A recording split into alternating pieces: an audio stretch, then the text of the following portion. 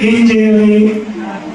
అయ్యా నీ ప్రేమ అందరిలో ఉంచాలని ప్రార్థన చేయాలి.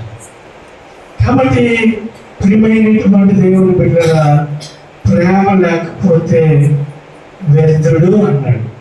ప్రేమ లేకపోతే ఏమన్నాడు? వ్యర్థుడు. అంటే వ్యర్థుడు అంటే పనికిరానోడు అని అర్థం. వేస్ట్ ఫీల్ అంటారు కదా. కోపం వస్తే అంటారుగా, ఈ పిల్లలు అంటారా కోపం వస్తే చెప్పిన పని చేయకపోతే ఏమంటారు? మీ భర్తల మీద అన్నారా ఎప్పుడైనా? అన్నవా మంచిది కాదంటే అర్థం వేస్ట్ ఫీల్.